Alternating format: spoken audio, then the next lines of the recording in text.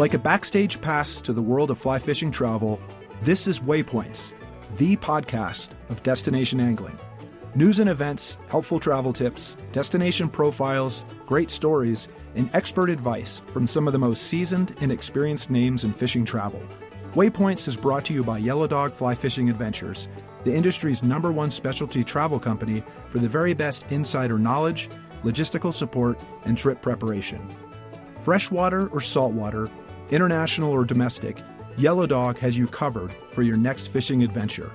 And now, your Waypoints host, Yellow Dog founder and director, Jim Klug. Welcome to Waypoints, the podcast where we explore the stories and destinations that make fly fishing truly unforgettable. Today, we're visiting one of Montana's hidden gems, the pristine and picturesque Kootenai River country in the extreme northwest corner of the state. Joining me are Tim and Joanne Linehan, co-owners of Linehan Outfitting Company, a legendary operation with over 3 decades of experience providing world-class fly fishing in the Northern Rockies.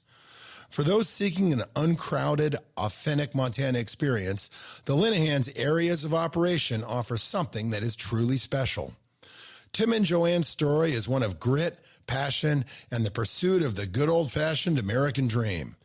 Since their first days in 1992, starting with a single drift boat, a small loan from friends, and a united vision, Tim and Joanne have together built Linehan Outfitting into one of the most respected names in the entire industry. The couple is based in Montana's remote Yak Valley, a place where dense forests and the Pacific Northwest ecosystem collide with the spectacular terrain of the Northern Rockies. From their humble business beginnings, they've grown and expanded their operation by focusing on quality over quantity, along the way earning accolades like Orvis Outfitter of the Year and Montana Guide of the Year. They have also developed a loyal following and 30-plus years of clients who value their professionalism, warmth, and experience. This episode dives into Tim and Joanne's fascinating journey, the unique appeal of the fisheries of Northwest Montana, and the hard work and determination it takes to build a legacy in fly fishing. Let's head to the Yak Valley and hear from 2 of the most respected voices in the world of Western fly fishing. Joanne and Tim, welcome to Waypoints, and thanks for sitting down with us today. It's great to have you guys here. Thanks, Jim. Nice to be here. Yeah, good to see you. Thank you. Well, we have known each other for a lot of years, and it's great to finally get you guys on the podcast so we can hear more about the Linehan legend. I don't know about that. Hang around the room long enough and people start to recognize you. That's really all it is. Well, I want to talk about how this grand project first began. Tim, you grew up back east and in the late 80s decided that Montana was your calling. Tell us about that decision and what motivated you to kind of first head west. You know, it was I grew up hunting and fishing, and like a lot of young people at that time, it was super fun. And you know, your middle 20s, you're out of school, Jim, and I just thought, you know, I was working at a fly shop on weekends and then had a job in sales, and thought, man, I wonder if I could ever do this. I wonder if I could ever become a guide. And so really at the time, I thought it would be a spring, summer, fall. We thought it would be a spring, summer, fall, 1989. Loaded up the little Toyota pickup truck and kind of on my way to Alaska, but not really, just sort of thought, you know, I'm going to see where this takes me. And it serendipitously ended up in northwest Montana. Serendipitously ended up on the Yak River in Montana, and been there for 35 years. So it was almost a, you know, really just a, you know, head west young man, and thought it would be, as, you know, repeating myself, but, you know, we thought it would be spring, summer, fall, go back to New Hampshire, get a real job, and become an adult after that. I think that's the story of like everyone in the fly fishing Pretty industry. much. Like, I'll grow up eventually, Right. For now I'm going to go guide. Yeah, exactly. And it's fascinating that you ended up in the late 80s in northern Montana, because that's, you know, when I came to Montana, so many of us like headed for the Madison, headed for the Yellowstone, kind of that southern Montana, you know, those iconic waters. And even then, you know, they were known. There were people there. There were a lot of guides. You found yourself in a place that didn't have that popularity. Yeah. And it's been, knock on wood, 33 years in business now. It has singularly been, you know, again, more serendipitous than anything, but it's singularly been the best thing that ever happened. I think once we decided, hey, we might stick around and see how long this plays out, we sort of thought, yeah, we're in a really good place. But I would say this, and Joanne will chip in here, but there were times when we thought, man, we're living hand to mouth the first few years. As you remember, you start a business like this, and you did the same thing. Until 3 years ago. Yeah. In the first 30, we're still working in progress. Yeah, exactly. Absolutely. I think we've made it. Yeah. But we thought we might end up in Missoula. We thought we might end up in southwest Montana. We thought we might end up in Bozeman. We thought we might end up in Jackson. But, man, we would just get through another year and get through another year. And one thing led to another. A lot of luck. You know how it goes. Both of us are blessed with a work ethic. You better be in this industry. And, it has served us well. Yeah. But it's way, way different than most other places where we are. Absolutely. Well, Joanne, from the get-go, when Tim packed up the truck and said, hey, maybe Alaska, maybe Montana, and I'm headed west, were you on board like from the get-go, or were you like, good luck, I'll see you in 3 months when you run out of money? It was more like, hey, I'm going out west. I had a job. I had a new home. I had a dog. I had lots of responsibilities. So I was not going. That wasn't even in the plan. But soon after Tim arrived, I went out to visit, and from then on I was going. So it took me about 8 months to wrap everything up, and then I went out too. And he figured out he just couldn't live without you, but he needed the West, so he had to figure it out. I did. The true story, actually. So we sort of broke up, actually, Jim. This is 1989, and we'd been together a couple of years. But I thought, that long distance relationship thing, and I just kind of like I just want to be free, and that lasted until Chicago. True story. I could not get to a payphone fast enough. Absolutely true. I remember pulling over outside of Chicago, like, I made a horrible mistake. Come with me. I wonder if she's going to pick up. Well, that's perfect. I did. Yeah, and you did. You headed west as well. Sold the house, brought the dog, I hope. Absolutely. Okay, Yeah. Good. Well, I was reading in your bio information, you talk about how in the early 90s, after you've been there for a while, you sold like $900 worth of AT&T stock and borrowed a few $100s from some family and friends. And that was kind of the launch of Linehan Outfitting. It was. Yep, 1992. 1992. That was the start. A one drift boat operation. Yes. Yeah, Yep. that's absolutely, literally also true. Yeah. And I still had, I wasn't working, obviously, for Linehan Outfitting at that point, other than answering the phone. But, I was bartending and teaching school and selling real estate until we really got going by 1994. The only regret I have in life, I couldn't get her a fourth job at that particular point. Just weren't enough hours in the day. Exactly. What was the grand plan back in those early years? Was it just like, hey, we're going to live the lifestyle, we're going to have some fun? Or at what point did you say, hey, we could actually turn this into a legitimate business? That's love that question. I think so. So we started. We originally worked for a lodge that was in the Yak, McAfee Lodge, Bill and Judy McAfee, and so that worked out really, really well. And then we were piecing it together, living hand to mouth, as Joanne mentioned. She's doing 3 or 4 things. I'd plant trees on Monday, Tuesday, Wednesday for the Forest Service, guide Thursday, Friday, and then there was just a moment, Jim. I'll almost never forget that either, whereby, you can pick cabbage for somebody or you can pick cabbage for yourself. And really, I think, at that particular point when we finally, I remember calling my parents at the time. My grandfather had left at that stock, and my goodness, asking them, heavens, that's exactly what he would want you to do with this. And then I remember calling my brother and my buddies for the other $300 each.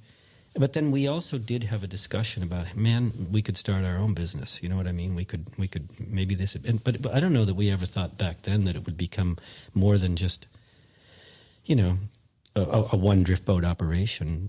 But at least making twice as much money at the time. I've always thought that in this industry, when you start out that way and you're young and you're hungry and Joanne, to your point, you're tending bar at night or you're teaching school. You have that do whatever it takes attitude, right? We're going to live where we want to live. We're going to live the lifestyle. And whatever it takes, we're going to make it happen. And I've often thought that when you apply that do whatever it takes, we're hungry and we're grinding it out attitude to a more developed, larger business, you win because of that, because Right. you've come from that background of like, hey, whatever it takes, we're going to do it. And that's what we've always done. So it's. Yeah, I mean, it literally was hand to mouth. I mean, there were times, I remember when we paid off my school loans, yours were paid off, but it was $36 a month, and I do remember that as well. It was like another $36 a month. It's a big celebration. Yeah, but it's 1993. You know what I mean, Jim? Oh, yeah. Yeah. You know. But I remember calling the loan company, and the guy was hilarious. He started cracking up. He's like, "You've never missed a payment. Don't worry. If you're going to miss a payment, it's okay." You know, but but $36. Holy moly! Yeah, literally. But to your point, you know, there was nothing else to do, right? Just the way it was done. Yeah, exactly. Yeah, you did the same thing. Yeah. Well, those were good years, though. You look back on those years; they were fun. Yeah. I mean, it also, I think at this point, you know, all this way down the road, don't you think, Joanne? It surely makes you help appreciate what you accomplished. I mean, it's all said with humility, but look at what you've accomplished. You know, this isn't an easy industry. Well, maybe there's no easy industry, but I mean, there's this very specific measure of having done it the old-fashioned way, with our own money, with our own grit, with our own. You know, it's kind of cool. Said with humility. Super cool. Yeah. I totally agree. Well, one issue that is unfortunately a reality in many areas of the Rockies these days is that a lot of our rivers, especially the more well-known rivers, they're crowded, right? I mean, there's just a lot of people out there, especially during those peak summer months. You know, even if you're finding great fishing, let's say you're on the Madison or, you know, any river in Montana, and the fishing's good, you're still going to be surrounded by a lot of other boats, a lot of anglers. It's just standard these days. We all know that. Other parts of the country, and especially your part of Montana, however, you guys still talk a lot about the fact that you may see only a couple of other boats if you're on kind of one of the more known rivers. But if you're in some of your, you know, secret smaller waters, you might go out and not see anybody all day. I mean, there's not a lot of places that you can say that about these days. It's pretty amazing. And, you know, when you say that to people, oh, it's really uncrowded, they kind of give you the side eye and the wink, like, yeah, we know that. But truly, down at the lodge every night at the dinner table, one of the biggest things I hear is, you know, we never saw another boat today. Did you ever see another angler? And people are just amazed by that. Yeah, that's getting harder to find. It is for sure. Especially since they made that stupid TV show about our state. Well, it is the what it soap is. opera with horses. It is what it is, yeah. I still haven't seen that. Well, it's 2025. You guys are beginning your 33rd year in business as Linehan Outfitting. When you first started this business, did you ever expect that 3 decades later, you guys would have been able to bring it to what it is today, where you've got, you know, the guiding, the outfitting, the lodging, the packages, I mean, everything that you're doing? Did you, way back in those early days of One Drift Boat, did you envision where it could be 33 years later? I had no idea. Yeah, no, I don't think so. No, I think, I think that, it was certainly in our case often overused, but organic. The word is often overused a little, but it was classic, just an organic growth. A little bit more, you know, a little bit more, grow a little bit. Hey, maybe we should hire another guide. You know what I mean, Jim? But I don't know that in 1989 we thought we'd be sitting here, you know, discussing 33 years in business, and congratulations on 25 to Yellow Dog. It's incredible. It's incredible. Well, it's pretty fun, especially, you know, when we gather a couple times a year at the consumer shows and whatnot, and the whole industry comes together. You look around and you're like, God, they're still here. They're still here. It's like, no. Yeah. You feel like you're in this small little fraternity of people that, you know, made a interesting decision to jump into the fly fishing industry when they were younger, and then all these years later, it's not, you know, it's a career, and it's been a successful career. Those people are still here. That group is getting smaller. Definitely. But it's still pretty fun to see people that have done it their whole lives. Amen. Yeah. Well, let's talk about your area and specifically the waters you guys fish. Obviously, I guess if you called it your home river, the main attraction for your part of the state is the mighty Kootenai, a river that a lot of anglers have probably heard of or they've read about it. But I would say that a lot of trout anglers that, you know, have been throughout the West still haven't fished it yet. Is it safe to say that this is kind of the main focal point of your program? Is this where things kind of start for you guys, is on the Kootenai? Yeah. Absolutely. Yeah. That's our bread and butter, so to speak. Yeah. We you know, I don't know, 40-ish fishable miles from the Libby Dam. So it's a monster fishery, right? Most of the, a lot of the headwaters are up in British Columbia, as you probably know. Like half the drainage is in British Columbia, right? Exactly, Jim. So the Kootenai Reservoir, which is backing up the main stem of the Kootenai River, is about 100 miles long, 50 in Canada, 50 in the United States. Up in British Columbia, the Elk River is a main tributary. People know that. And then below the Libby Dam starts the fishery. And from there down to the border of Idaho, about 40 miles of fishable water. It's an interesting fishery. You used a great word, the mighty Kootenai. It's the biggest river in the state. By volume, I think the Clark Fork might be bigger during runoff. But as far as actual just size, broadness, and boy, oh boy, I'm thinking about down through the middle section, 250-300 yards wide in places. I mean, it's a powerful piece of water. Absolutely. So our minimum flow. So in the springtime, we can run, just to give people some references. Full powerhouse capacity coming out of the dam, 25,000 cubic feet per second. We love 4,000 is the biological low, right? They never go below 4,000. We love 12,000 CFS. It's kind of a sweet spot. Yeah. But I mean, that's a ton of water if you compare it to the Madison South Fork of the Snakish. Yeah. Kind of, right? Yeah. 8 to 10,000 CFS. Yeah. Yeah. And rivers that big in the West, they have a will and a mind of their own. The Yellowstone's a little bit like that. Yeah, it does what it wants to do, even when it's dam controlled, right. when you're talking about that volume of water. Yeah, absolutely. So Libby can still get a little bit iffy on big water years, which we've had in the past, but particularly downstream, Bonners Ferry, Idaho, it can still flood. Yeah. Even with the dam, to your point, yeah. It's an interesting fishery, too. Mostly rainbows, right? They never really, and West Slope cuts, but not a whole lot of browns, unlike the rest of Montana. Never really put them in there, Jim, when they were still stocking, back in the 70s. So it's kind of interesting like that. More rainbow fishery, West Slope cutties, bull trout, whitefish, all the other. Well, I'm glad you brought that up, because I was going to ask about the species up there. Yep. Primary species, rainbows. Yep. But they have a reputation, the rainbows on the Kootenai, of being super hot fish, kind of like the Deschutes red sides. Yeah, exactly. Yeah, exactly. I would say because we're hard, the geology is a little bit different up where we are, rhyolite, which is kind of granitic, and so it's not nearly as fertile as some of the other fisheries.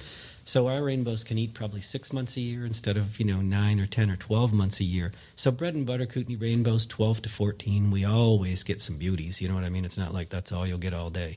But they are feisty. They are indeed redband rainbows, and they are noted for being a little bit more acrobatic than, other strains, I guess you would say. Yeah. How about the cutties? Tell us about the cutty fishing up there.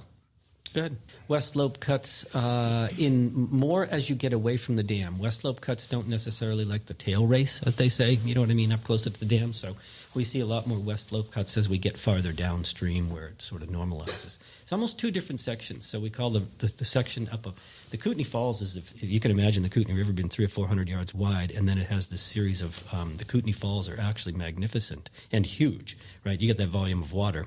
At 300 yards wide, it's a monster falls, right? Waterfalls.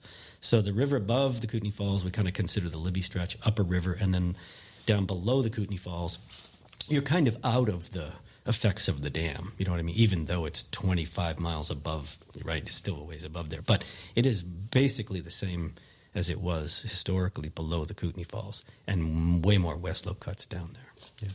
And then you guys also have bull trout, which is obviously a native species. And you can tell me more about the bulls. Technically, you're not allowed to target them, obviously, but they do get caught when you're fishing for other species. Yeah. And probably the highest population of bull trout in the state. I think so. Yeah, I think so. I wouldn't. I don't want anyone to quote me, but certainly a wicked healthy bull trout population on the Kootenai. To your point. You can't intentionally target them, but you can fish a streamer all day. And really, we do get incidental. And I never mean that as a wink, you know what I mean? Nobody's targeting, but we have a lot of them. And on certain they're doing really well in the Kootenai. Yeah, it's wonderful. Certain times a year. That's a pretty cool story. And anytime you get a native species like that is not only surviving but thriving, it's always a good thing these days. Yeah. Another interesting point, the Kootenai rainbows are indeed the only native rainbow in the Rocky Mountain West. Right, they are native. I did not know that. Yeah, so now they've been a little bit hybridized, right? Mm-hmm. But if you get into the upper reaches, some of our small streams, it is an inland redband rainbow trout, and it is the only native rainbow in the Rocky Mountains. People forget rainbows came with the railroad, basically. Yeah. Yeah, that's amazing. I actually didn't know that. Yeah. All these years, I've never been told super that. cool. Yeah. That's very cool. Yeah.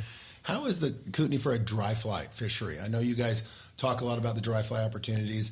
Obviously, that's seasonal. That's condition wise. I'm sure that again that sweet spot at 12,000 CFS versus 25,000 or 4,000. There's probably a happy spot in there. But when things are clicking and the water flows are good and the conditions are good, how is the dry fly fishing up there? I would say 85% of the time we're fishing dries. Even early season, late season, it's a great dry fly fishery. That's amazing because oftentimes so many people are staring at bobbers. We to Joanne's point, if we have to, we'll nymph. But I would say once we get water temps up into the middle 50s, which is generally speaking around the 4th of July, we don't watch an indicator through the rest of the season, even well into October. Yeah, it is kind of nice. Yeah, let's be honest. If we have to, and nothing else is going on, and it's 95 and sunny on you'll go deep. July 20th afternoon. Yeah, exactly. And if somebody wants to throw bend big the rods. streamers. Pull some streamers. But really, for all intents and purposes, after the 4th of July, we're just fishing dries. Pretty amazing. Yeah, that is amazing. Yeah. Well, before we get into kind of some of the small unnamed stuff that's really secret, what about some of the other known rivers or some of the slightly larger fisheries that you guys also guide and outfit on? Yeah. So we are kind of old school like that. The business model is often, I think the home water thing seems to have maybe become a little bit more popular over the last 15 years. But the reason I say old school is you did it and I did it. And I think those of us who've been around for a little while anyway, some have been around longer. But we do travel. So there's that nomadic, chasing conditions during the early part of the season. And as you remember, Jim, it's basically just about getting work when otherwise you wouldn't have it on your home water because of conditions. So we travel to the Missouri. The crew and I spend May and the first 2 weeks of June on the Missouri River. Back up a little bit, April down around Missoula, the Clark Fork, the Bitterroot, places like that. Although the Kootenai has come on strong in April, I'm typically staying home a little bit more. But I would also say it's also people love to try something different, and it's a great way to service clients that otherwise would go fish with somebody else in April, May, and June somewhere. Well, and a lot of your return clients that come back year after year, it's like, hey, let's do something new. Totally. The road trip thing is kind of fun. Yeah. That's getting popular, and it's also smart in the Rockies and the Northern Rockies that time of year because somebody calls up and says, okay, I'm going to be there, May 15th, and I want to fish this river. It's like, well, maybe. Yeah, right. Let's see what the river's doing. The river has a lot to say about that. Right. Always. Control that. Yeah.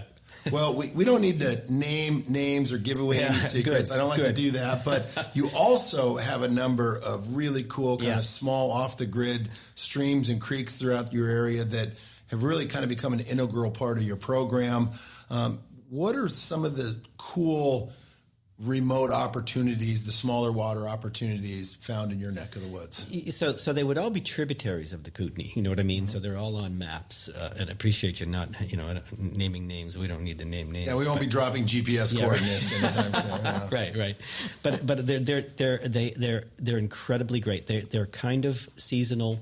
I would say typically a couple of them are really good through July, Jim, and then even up where we are, even on a great water year, and we always have plenty of snow, knock on wood, but they'll start to get a little bit low and slow, so we typically run through those, till about July. But the nice thing about those, even more so than the Kootenai, you literally, generally speaking, won't see anybody else. And so, but they're about 2 weights, you know what I mean? 2 weights and 3 weights, and not about big fish. Much more about just going fishing, plinking along with a royal wolf, a little chubby, a stimulator. You know what I mean? And 7 to 10 inch rainbows. The big dog of the day is going to make you laugh and squeal, and he's probably 11 inches, right? Yeah. So they're not. It's that kind of thing. But pocket water and picky poking along, and maybe some sight casting, not to a 20-inch cutthroat, but to a 12-inch rainbow. You know what I mean? It's just super, super fun. Standing up on banks, and just looking down into pools that are gin clear. Sometimes we'll have people that want to try something different, and it can be a lot of hiking and a lot of kind of. That's That's a good point. Right. Not super easy to get to. Yeah. Scrambling. Yeah, a little scrambling, exactly. Yeah, definitely got to be in shape. Definitely got to understand it's a little bit commando style. Yeah, but having that diversity is huge. It's wonderful. And especially, again, when you get people that come back year after year, they want to try something new, something a little different. Yeah. So, obviously, you guys have that diversity when it comes to different species. You got it when it comes to different types of water. And you have the big factor of so much less pressure in that part of the state and on your home waters. All good reasons to visit northern Montana, obviously. Thank you. The Yak Valley. But why else would anglers consider visiting this part of the state? What are some of the other draws in your mind that would be like, oh, hey, you haven't thought about this, or hey, this is something that we have that's different than other places? Yeah, so you would want to be up in our area if you like to be outside. I mean, the whole day has to be outside, right? And I don't mean this, I want to be careful. Shopping is fun, but there's no shopping up where we are, not necessarily, you know what I mean? So, but Ross Creek Cedars and thousands of miles of trails on the Kootenai National Forest, Jim, you could lose yourself and camp anywhere for a couple, 3 days, or do whatever you want. Cabinet Mountain Wilderness area. Kootenai Falls. Spectacular. Yeah, Kootenai Falls, right. So I would say natural wonders. The Kootenai National Forest is spectacular. Glacier, 120 miles away. So we often have people come up, do a package with us, then scoot over and see Glacier for a couple days, which is a great trip. Aside from that, if you're not going to want to be outside, go to Bozeman. Go to Bozeman. Not that there's anything wrong with that. Yeah, we got plenty of shopping these days in Bozeman, that's for sure. No question about that. Well, talk to us a little bit about the seasonality. And obviously when people think Northern Rockies, they're like, okay, obviously, summer, that's the peak season. But, starting in the spring, going through the summer months, the fall, kind of describe the differences in the seasonality from an angling standpoint. If someone's planning a trip, what are they going to find at different times of the year? So seasonally, we actually have a very long season. I mean, sometimes I think people, don't you think, Joanne? People think that it's way, weather-wise, people think it's way more severe than it probably is, Jim. Well, we're the lowest elevation in the state too, so everybody thinks, oh, you're way up there. It's the frozen north. Right. But we're a lot like the Pacific Northwest. It's a lot milder a good portion of the year. So we do have a good long season. We do. Our weather comes straight out of Seattle, about 8 hours from Seattle, so it pushes right over across to us. We have a really, really good pre-runoff season. The Kootenai starts to shape up nicely, like a lot of rivers in the West. And in Montana, kind of depends on the spring, but end of March. You know what I mean? The last week of March, we're probably on the river a fair bit. And then April, as I mentioned a moment ago, has really come on strong. 10 or 15 years ago, I probably wouldn't have said so, but things change, and now all of a sudden April, even on the Kootenai, has gotten very, very good. So we will have that pre-runoff season. That can be fantastic.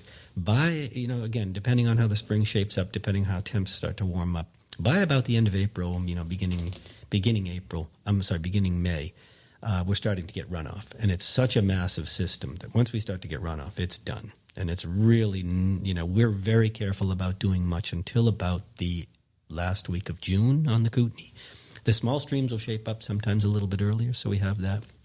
But then we have a long season. Then we go, end of June, well into October. People just stop coming around, as you well know. It just kind of starts to peter out toward late fall. I know. It's like kids go back to school and people stop traveling, and that's like our favorite time in Montana. Right, we all love the fall. Yeah, There's always that little rush after the kids go back to school.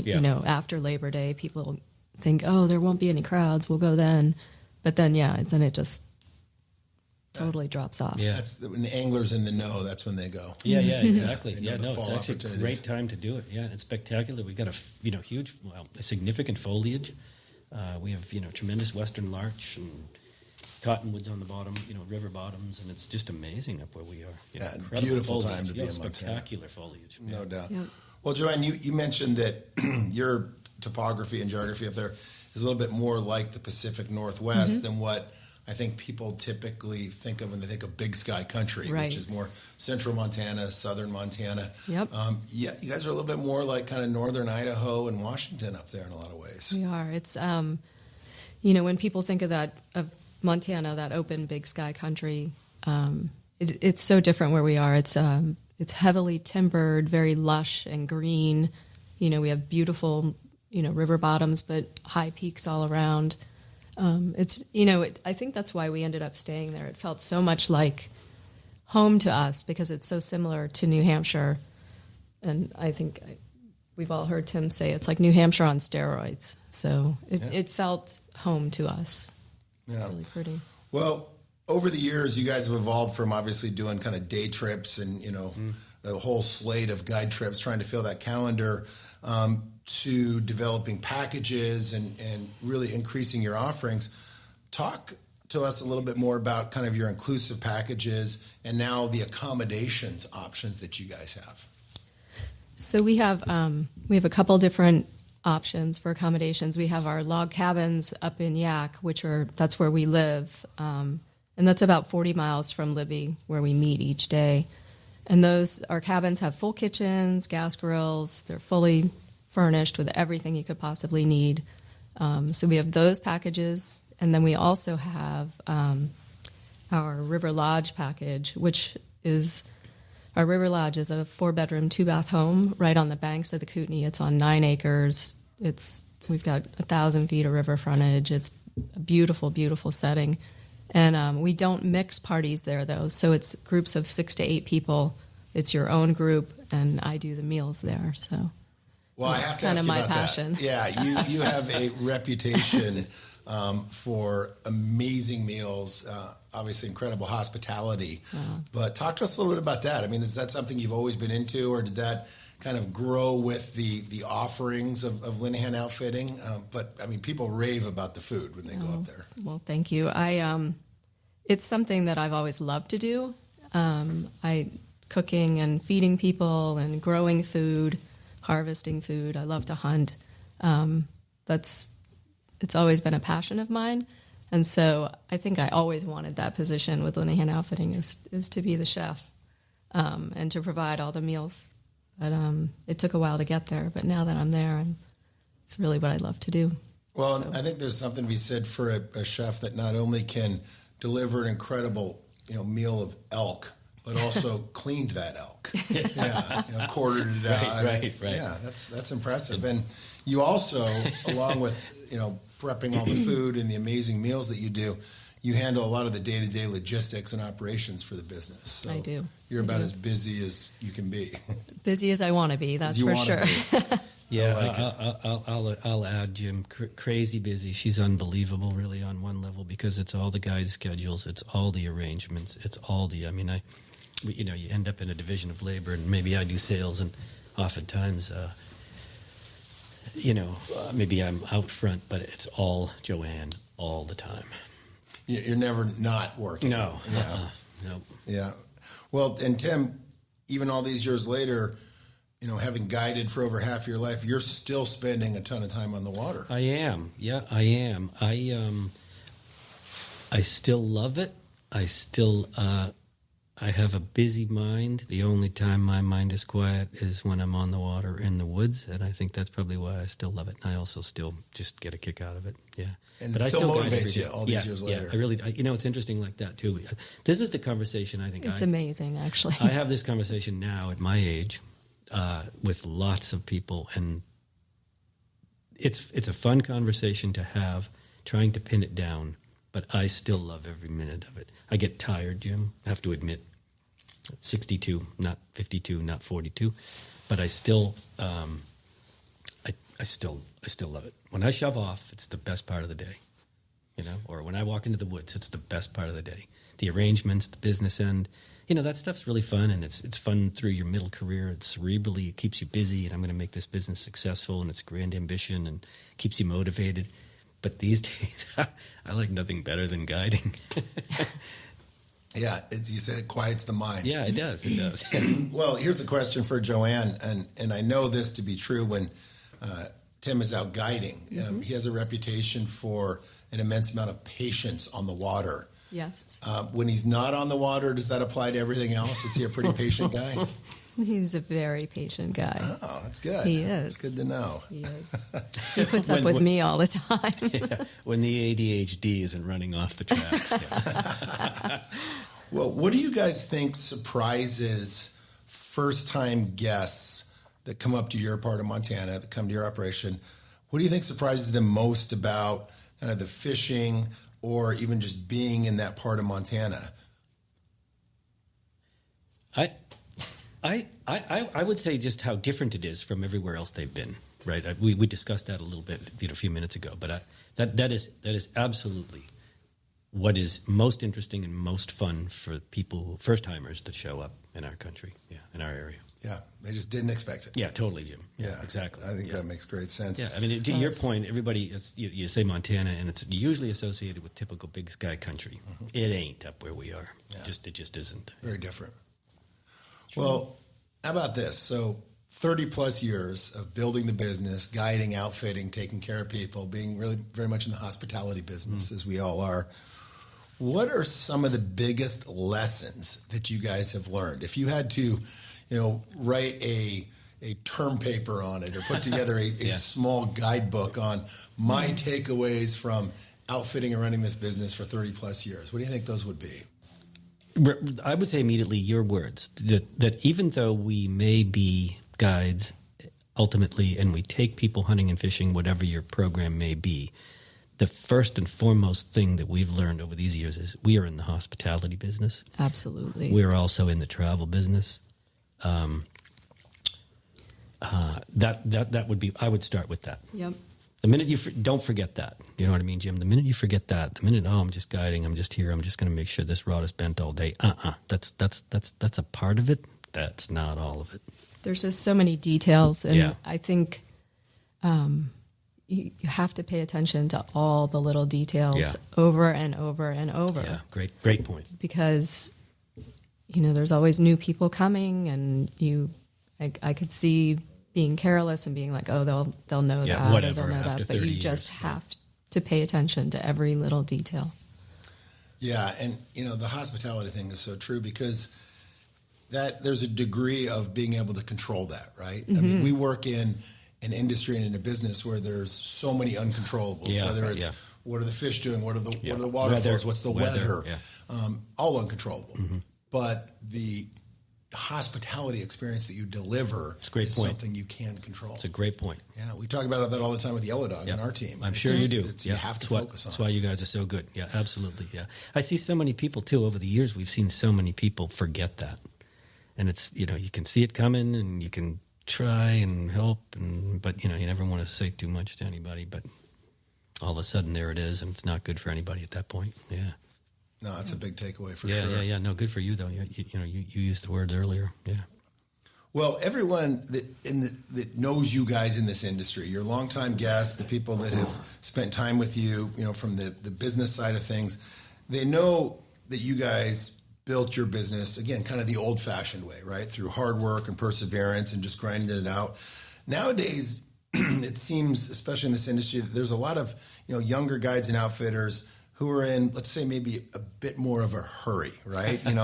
They buy a new Tundra, they get the rod racks on top, a new drift boat, they pay for a flashy website, and they jump full throttle into the social media game, and they want it so badly, right? They're just all in. And, to me, it's like there's something to be said for having paid your dues, right? Like having been there, building up that legitimacy that only comes, from a lot of time and grade, that authenticity that comes from a lot of years of being in the game. In an industry where competition is always, fierce, trends are constantly changing. How have you guys managed to maintain the authenticity and quality that Linehan Outfitters is known for? One of the things that just came to mind when you were talking about, all the people out there and the competition and all those things, we've always, you can get so tied up in that and be like, oh, so-and-so is doing this, we need to start doing that, or this is how they're doing it, we should do that. And I think we always came back to the same conversation or the same conclusion that we just need to keep doing what we're doing. This is our business, and this is how we're doing it. And right or wrong, it just has worked for us, apparently. So, no, I would agree. That's exactly what I was going to say. Staying the course. Yes, it's easy to get caught up in the drama. It's easy to get caught up in the one-upmanship in this industry, wanting to be bigger, faster, bigger, better. All that. That's all I meant, not in a bad way. But yeah. got to be bigger, got to be bigger than the next guy, got to be bigger than them, got to, bigger, better every year, Jim. And while those are grand ambitions, and I think you ought to be, cognizant of moving forward. Otherwise, if you're standing still, you're going nowhere. But, to Joanne's point, I think that the most critical part of how we've maintained is never forgetting that Linehan Outfitting has a very specific philosophy, and it has worked. It always needs tweaking, but it doesn't matter what anybody else is doing, really, in a manner of speaking. So you guys don't see like social media influencer being in your No. future for a career change? If someone wanted to pay us a ton, maybe, but no, I mean, don't you think? I mean, you guys did the same thing. You guys did exactly the same thing. That is so obvious to Joanne and I. I mean, watching you guys, basically we've been running the same track for, 25 years. So Absolutely. Well, you talk about some of those core fundamentals and those philosophies. One thing that you guys have always been incredibly consistent on is that conservation ethos, your involvement, not just in the way you operate your business, but in the things that you've been involved with in the sport of fly fishing, in the industry of fly fishing. I mean, you've won numerous awards over the years, including Outfitter of the Year, Guide of the Year, Conservationist of the Year, which is a big one, Montana Guide of the Year. How have these, you can call them accolades, accomplishments, whatever you want, but how has that validated your work and also kind of defined your approach to running your business and how you guys do things? I think it's important to keep in mind that accolades are, they're subjective, right? Anybody can get a great Google review these days, but I do think those things just helped reaffirm that we were moving in the right direction for 33 years. Maybe that's the best way I could probably explain it. Joanne, what would you say? Yeah, Definitely. I mean, it is nice to be recognized for hard work. But the old line, Jim, it's fly fishing. We're not saving lives, right? This isn't brain surgery, so to speak. So, but it is nice to be recognized. But again, I think it was those things make you feel good and they look good on your website. But mostly they just help you recognize that you're doing something correct. Doing it well. Yeah, better words. Yeah, right. And that's tricky, as you well know, in business, right? There are days when, wow, we're like, what in the heck, Are we doing this right? Right? I mean, you don't really know. You've got nothing to judge it by, until you get down the road a ways. I guess, yeah. But the conservation piece has always been part of our ethos, our modus operandi, and that one is so easy.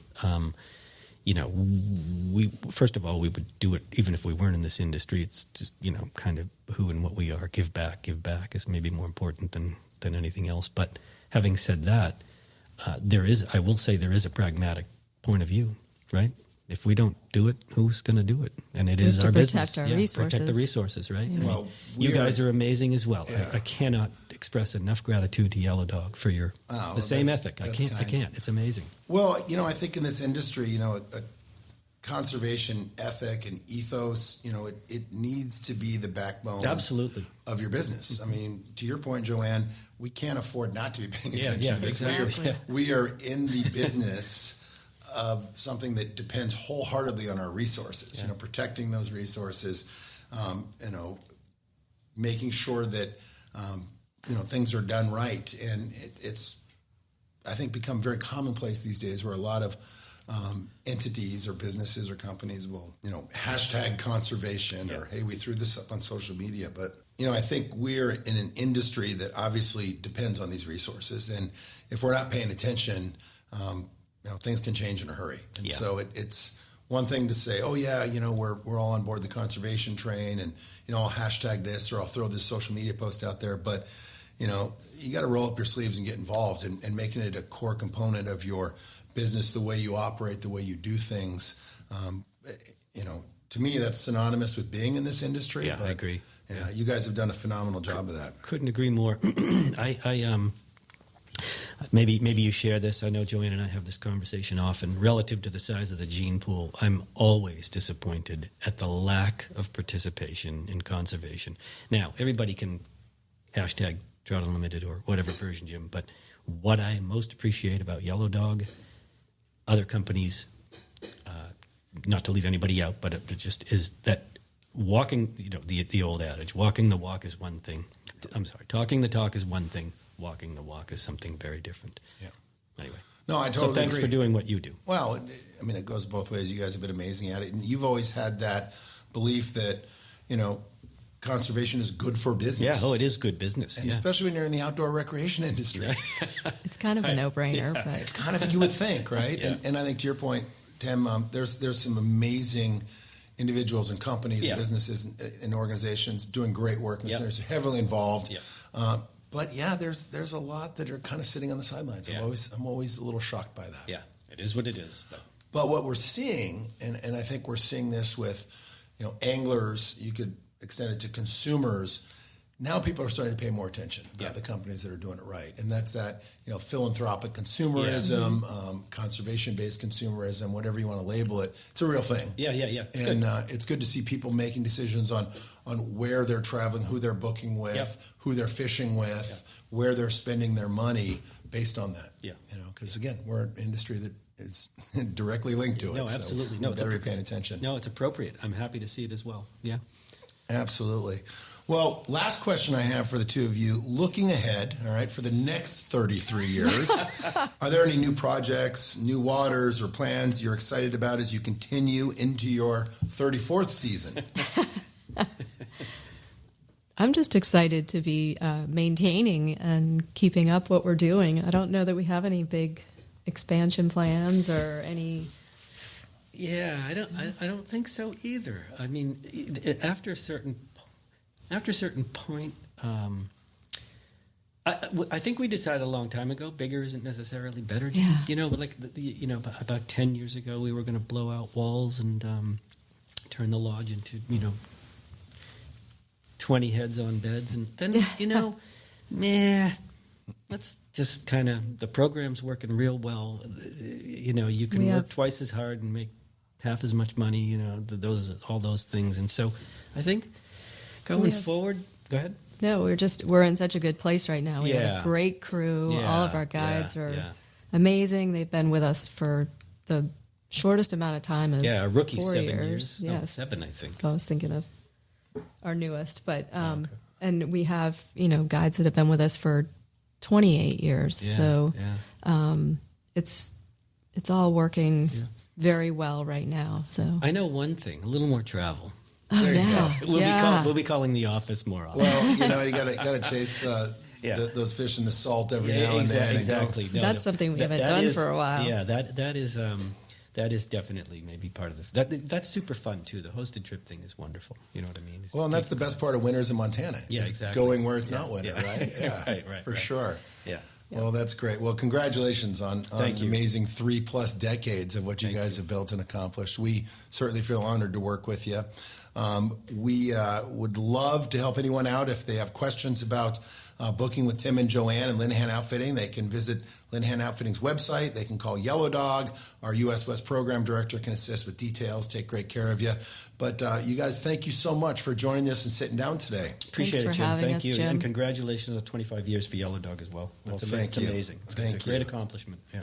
Thank you, It's Jim. hard to believe we're all still here. It's Incredible. great. Wonderful. It is. Indeed. Well, that is it for this latest episode of Waypoints. Be sure to visit yellowdogflyfishing.com to plan and research trips, source gear, equipment, and flies for your next destination, learn about upcoming podcast episodes, and stay up to date and dialed in on the latest news in fly fishing travel and adventure. Join us for our next episode, and remember, life is short, and no one ever regretted a life of adventure. This has been another episode of Waypoints, the podcast of fly fishing travel and adventure angling. Waypoints is produced by Brian Gregson, with music provided by the Steep Canyon Rangers. Visit yellowdogflyfishing.com for more destination profiles, travel news, and expert advice, and be sure to join us for our next episode.